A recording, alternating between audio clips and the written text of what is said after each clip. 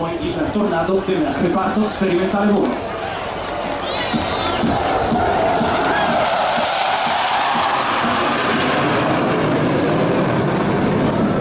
Una Virata Schneider effettuata a 5 giri e mezzo, geometria delle ali che varia. In questo momento il pilota le sta riportando in posizione 25 gradi, vedete sono completamente estese nell'effettuazione di questa traiettoria circolare di fronte a noi, al termine della quale l'equipaggio riposiziona il velivolo in assetto orizzontale per effettuare una rotazione sull'asse longitudinale.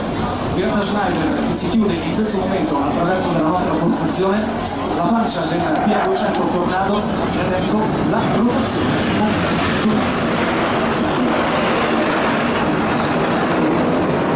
Andiamo su 1200 metri, una volta di effettuazione di questo tipo classico della acrobazia aerea, il mezzo della velocità che ridurre a soli 370 km/h. Vedete i fari di atterraggio accesi alla nostra sinistra,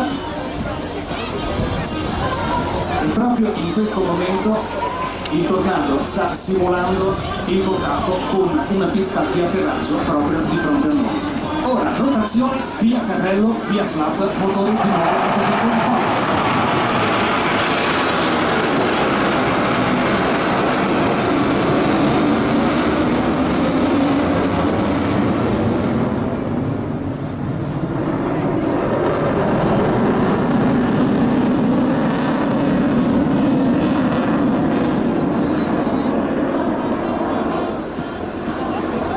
Motori MK 103 che spingono il Tornado nell'effettuazione di questa virata Schneider strettissima di fronte a noi,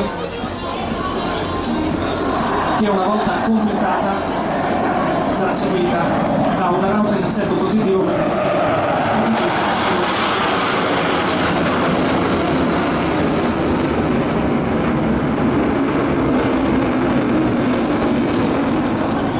il capitano Aiolfi ci mostra come si vola il volo rovescio con il PA200 poco meno di 10 secondi in passaggio al 16. Osservate con quale amabilità il Tornado effettua questo cambiamento di traiettoria con una manovra di definita roll under, cioè il pilota ruota dalla parte dell'ala più bassa.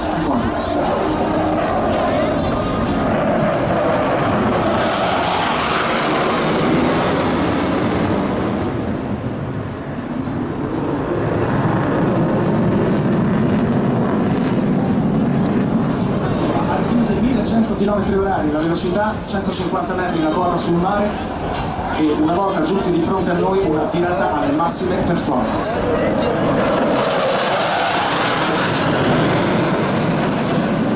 Gli accorgimenti fondamentali che l'equipaggio deve avere in questa fase del volo sono il mantenimento della ruota, perché come gli esperti sanno la componente verticale della portanza quando l'aereo è inclinato così a coltello quasi nulla, e il rispetto del massimo fattore di carico. Signore e signori, vi invito a salutare l'equipaggio del Tornado del reparto sperimentale volo, che esce così dalla spiaggia di Jesolo con il volo rovescio